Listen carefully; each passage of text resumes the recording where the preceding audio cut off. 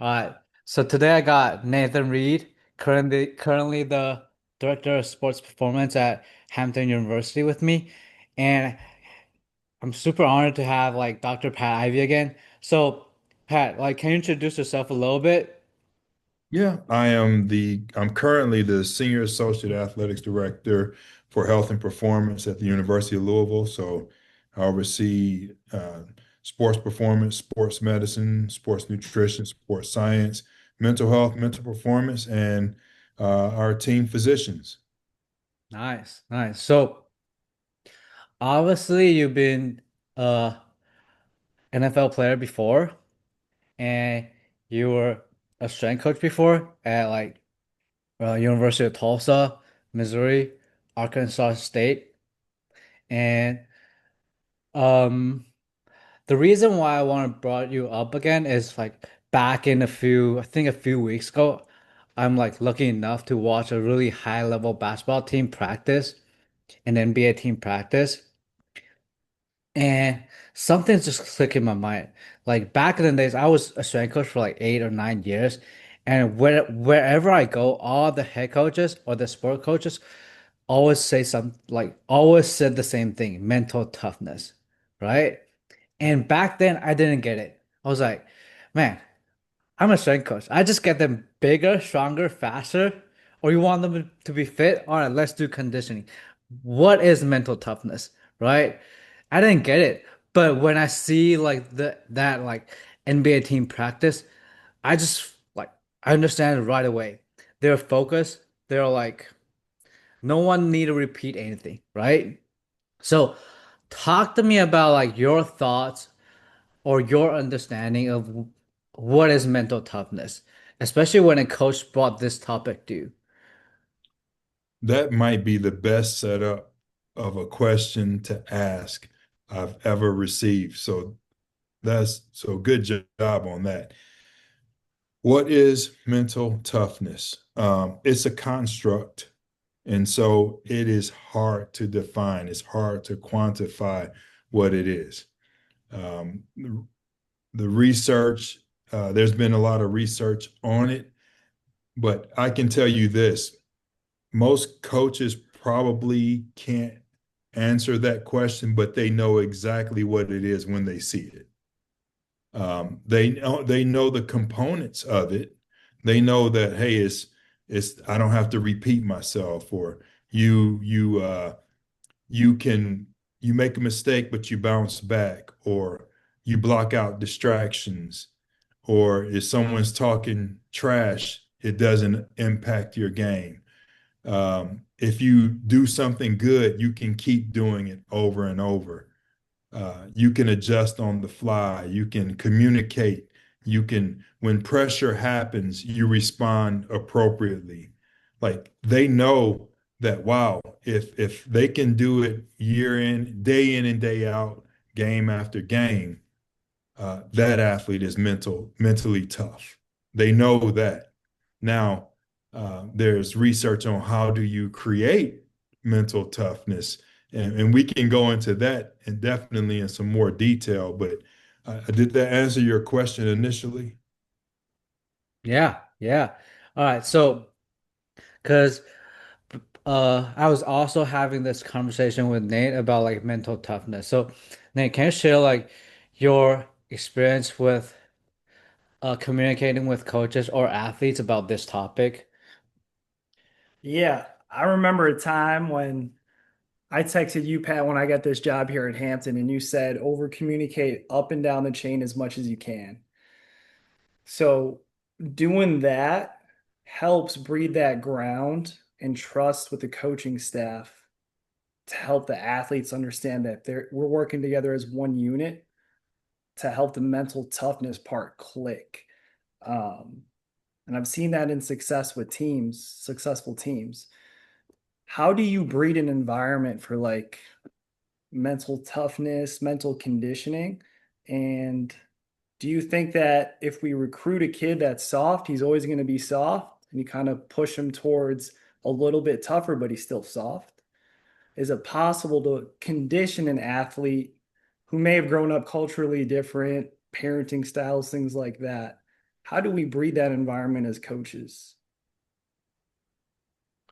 Oh, wow. That's a really loaded question there, Nate. We always want to coach because we're coaches, but we're teachers first. We have to be teachers first. And what are you teaching? Um, you have to teach, you have to share information, and the athletes have to receive that information and then apply that information. So as coaches, we want our athletes to be mentally tough. Well, let me ask you this. As coaches, if we're sport coaches, do we want our athletes to know how to run plays Of course. and Yeah. have technique and use the right fundamentals? How did they get it? We taught it, right? Okay. Well, we want them to be in great shape. We want them to be strong, fast, explosive, quick. How do they get that way? We coach them. But before you ever coach them, don't you teach them? Okay, here's the proper technique. Here is how you read your workout sheet. Here's how you follow everything in the right order. Here's what we warm up first and we stretch, and we do mobility, stability, then we do our core lifts. Like we teach all of that, right? And then we want them to learn it and apply it. We want them to believe in it, and we want them to uh, bring their best version of themselves when they're doing it. That's what we want. But then all of a sudden, when it comes to mental toughness and mental conditioning, we say, get your mind right. Yeah. But here's what we don't do as performance coaches. Hey, I open up the weight room, get strong. Like, okay, so just walk in there and get strong? No, you Right. go in there with a plan. And what is that plan based on? Scientific principles, technique, right? Those are things that we teach. Those are things you're certified to teach. But when it comes to the mental side, we say, hey, leave your problems outside. It's all about coming in here and getting the work done. Be mentally tough. Well, just like we teach technique on the field and the court, fundamentals, we teach technique, fundamentals, methodologies, philosophies in the weight room. The mental side has the same components, but most of us don't know how to teach it. Like, can you imagine trying to get athletes faster and you don't know how to teach speed? Right. Like, no, you have to learn how to teach speed. So if you want athletes to be mentally tough, there are components of it. Positive self-talk over negative self-talk, blocking out distractions and concentrating, dialing in the right amount of intensity for that situation, being in the present, not letting what happened in the past or the last play impact that play, or 5 plays from now impacting this play. Those things can be taught. And then confidence, these things are skills. All of these things are skills. All of these things can be taught. But if you don't know how to teach them, then that is the equivalent of, hey, we're going to go out here and score a lot of points, and you never teach them any plays. I love it. I remember this packet, and I still have it till this day because I need the skills to be able to teach, like you just said. You and Royce came in when we were working with a men's basketball team, and there was this model of mental toughness, and there's a way to teach it. And you explained it to us perfectly. And then when I get here, it's definitely a practice ground for me to teach mental toughness and mental conditioning. So, when explaining things like arousal levels to an athlete and trying to get them to understand that and understand each other's teammates, how big of an impact, we're diving in more to the science topic, but being able to understand your arousal level and your teammates' arousal level when dealing with them on the court, or maybe you're on the lacrosse field or a football field. I'm wondering if you could dive into that. Yeah, and that's really so. I'll say for athletes, sometimes if I've got a really good relationship with them, I'll use that term arousal level because their minds go somewhere else, and then you got to bring. It's not what we're talking about. But I'll say intensity the first time, and then eventually. So I'll kind of use those interchangeably. But what it is dialing in where you should be emotionally, mentally, physiologically in that moment. And but here's the key, it's different for everyone. It's even different for the same person depending on the situation. If you're getting ready to take a charge, that level of arousal is different than at the free throw line. Going up to go for a monster dunk, bam, is different than the arousal level it takes to be at the free throw line. And so you have to be able to control it, but you have to know that everybody's different as well. So in the sport of football, if your kicker and holder and snapper are all out there headbutting each other before the big kick, it's like that might not be the right arousal level for the kicker to hit the ball straight through the uprights. But it might be very appropriate for the two defensive linemen in this, short yardage situation, and you got to give it everything you got and the most amount of aggression you can pour into that play. That might be different. But what should it be in practice? What should it be in the meeting room, in the weight room, your warm-up level versus your last set? Like it's going to be different, but you have to practice that. But you have to know that it's different for you on a different situations, different occasions, different days. Like you have to be able to dial it in, but you have to practice that. And if you're in a team sport, you have to know that your teammate, hey, you're over here playing some hard, heavy metal in the locker room, and half the team needs more of classical music playing. Like you are now impacting their level of arousal and their preparation and to deliver great performance. So how do you in a team sport in a locker room educate the full team that everyone is different? Don't interfere with anyone else's preparation. At the same time, don't be distracted by anyone else's preparation. And because you need to dial in where you need to be in that moment for that situation. And it's going to be different. The first preseason game versus the playoffs. Like that's going to be dramatically different in terms of arousal level and the external factors that go into, that environment. It's going to be different. So, but you have to practice these things, but you have to teach them. And then the athletes have to develop the skills to be able to dial it in. And you can do that through thought control, breath control, or physical activity. So if I want to get a little bit more jacked up and hyped up, then I can focus on the inhales. If I want to calm down, I focus more on the exhales.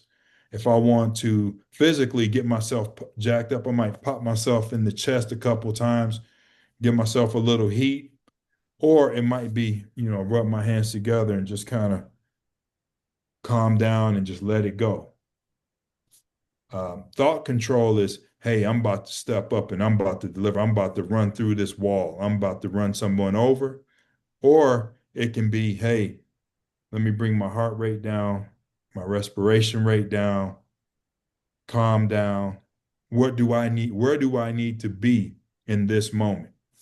And those are things, if you can teach them those skills and they can practice those skills, then when it's time for them to dial it in, they can do it. And then that's called optimal arousal. Yeah. No, yeah, that's great. I saw, what was that? JJ Watt was on ESPN talking about how he would listen to Adele because he was so burnt out after his warm up. And that worked for him. Mm-hmm. And I remember reading some of Brett Bartholomew's work when he was talking about archetypes of athletes. Mm-hmm. And I think as coaches, we put a lot of weight on our shoulders trying to figure that out, developing a relationship to try to figure out every nook and cranny of that athlete's brain when maybe we just need to teach them and give them the tools to understand each other as a team.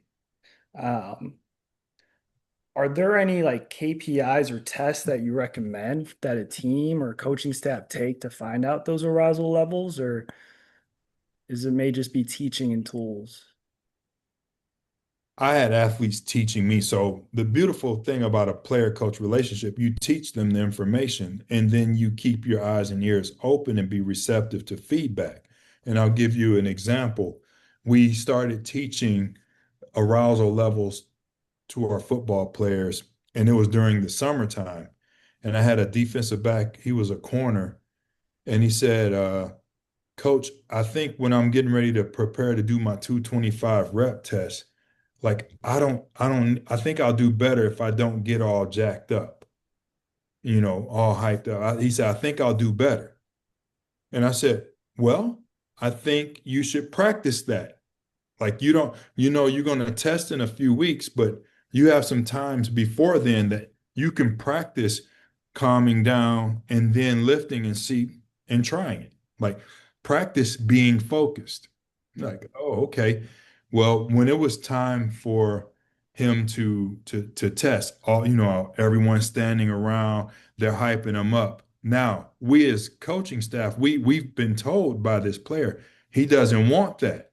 So we signal to all the rest of his teammates that, hey, bring it down, calm down. He doesn't need that. Not for him. No. He had his head down and then he was just kind of leaned back. It was quiet.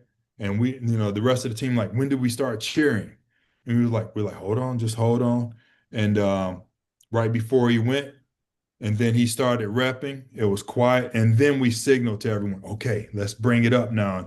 And guys start cheering, let's go, you got it, you got it. He hits a PR.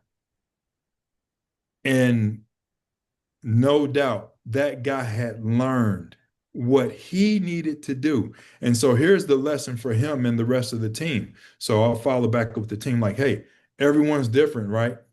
With your teammate, he needed to calm himself down to get to the best performance. Some of you might need to do the opposite. Now, here's his challenge. He learned this in the weight room, but he plays football. So he's going to have to learn how to do this when he's playing his sport. Now, should he wait on game day to try to do it? No. You need to start that during practice. Start practicing where you need to be in practice, and then see where you need to be for the scrimmage, and then see where you need to be for game day. And then where you are playing, the first game is going to be a little bit different than halfway through the season, and then when a championship is on the line.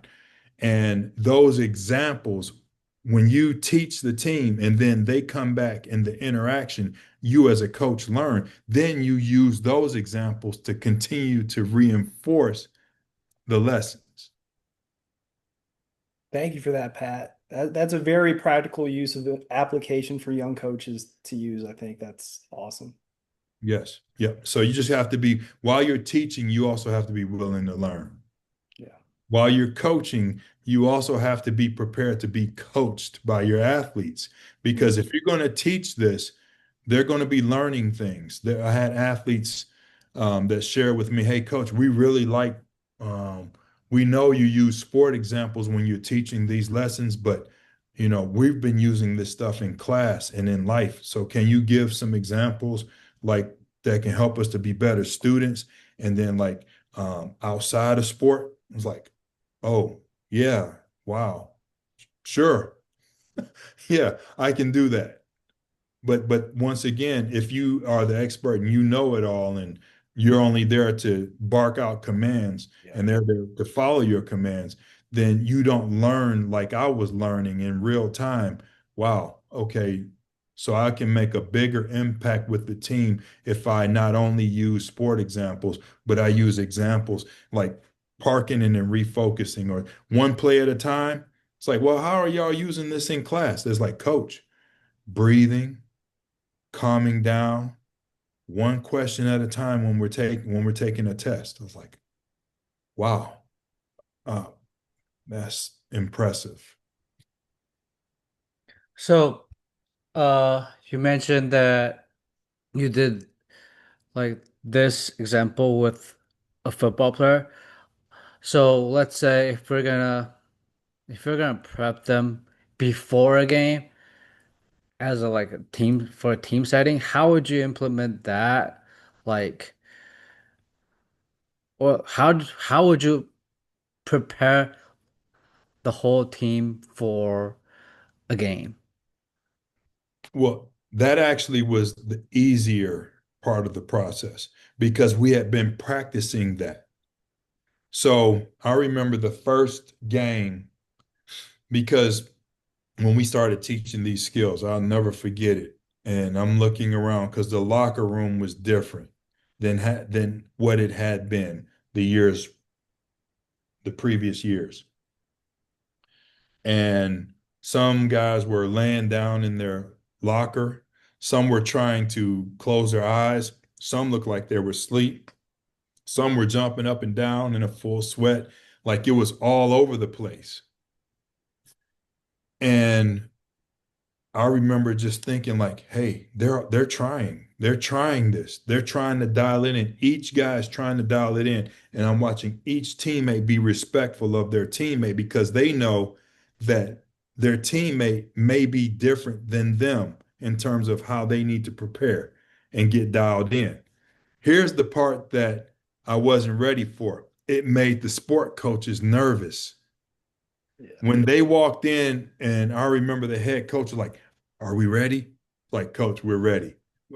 I don't know. I mean, these guys, some guys just laying around, and some guys look like they're not dialed in. It's like, coach, they're ready. I was like, coach, they've been doing this all summer. Each guy is ready. Each guy's going to be ready. I said, you'll see. And at that point in time, we had not taught the sport coaches these skills, which we did. We had started teaching them during training camp, and we were teaching them during the season. But we had started that summer with the team, and I remember, wow, to see these guys go out and apply this. And here's what I would tell them: I was like, when you look across the sideline, the other team doesn't have what you have. Just like you believe you know you're in better shape and you're bigger, faster, and stronger, you also have something up here that they don't have. So when you see them throwing their helmet, when you see them on the sideline arguing with each other, just know you've got them. That's when you got them. And that's when you go in and finish them. And so for us, it gave us that confidence. They would look for those signs in the other team when because they weren't mentally tough because we started defining what mental toughness was. And so they knew that hey, if they're arguing, they're doing negative self-talk, they're if they arousal wise doesn't match up with the situation, if they're just easily distracted, refs calls and if they don't have the ability to if they don't know what they're doing, they can't be confident if they're not competent, they can't be confident. So like our guys knew it and they would know we've got the advantage mentally on our opponent. And just think about what that does for your confidence. Yeah. That's great. Um, and then dealing with that composure. Say you have an athlete taught that all summer. They start getting out of their composure. They're getting rattled. And you coined the term.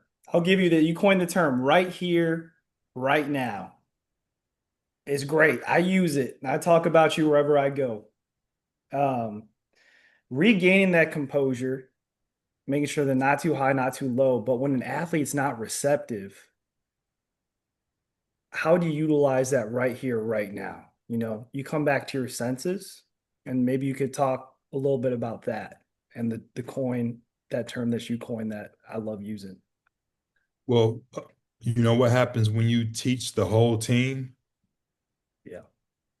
The teammates do it. Your teammates do it. Like, hey man, park it, refocus. Hey man, where are you? Right here, right now. Like they start doing it with each other. They start recognizing with each other what is needed. And then you as a coach, all you do is go like this, like, good job. Nice, nice. I love it. I love it. So, I know you're super busy, so last probably question, big question for you is I remember talking to like strength coaches or performance coaches, like how do they build their success for a team or what their experience are. Most of the performance coaches talk about like strengthening like PR, back squat, like force play, connects on whatsoever. But whenever I talk to a sport coach, like a basketball coach or like a football coach, they'll football coach or like the sport coach will say like, oh, discipline, culture, like their habit. So, um, how do you think we can bridge this gap between performance coach and sport coaches? Because I remember last year we went to like different schools and there's a lot of like schools that are very successful. And the coach talk about culture. The coach talk about discipline, right? So as a strength coach, how can we bridge this gap?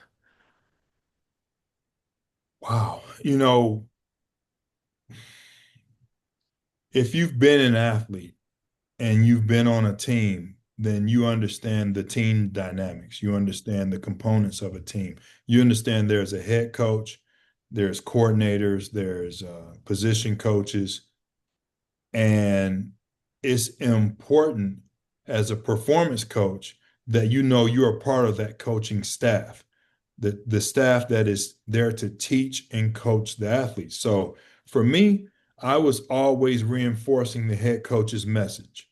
So talking about discipline and culture and enthusiasm and energy, and those were part of that's a part of who I was. Our head coach had a code, a staff code for his position coaches. Well, I copied the staff code and made it for the strength and conditioning coaches. And we followed the same code, but it was just more specific to what we were doing in the weight room. So you got to check your ego. You have to, and if you got some insecurities about you, like those things got to be addressed because it's not about what you want to do, it's about what needs to be done. And if you can focus on what needs to be done, then maybe what you want to do, you might not be able to do because something else might need to be done because ultimately it's about the goals of the program, the goals of the team. And does that mean that the individual is not important? Not at all. Every individual needs to be maximized. All of their potential needs to be maximized so the team can be the best version that it can be.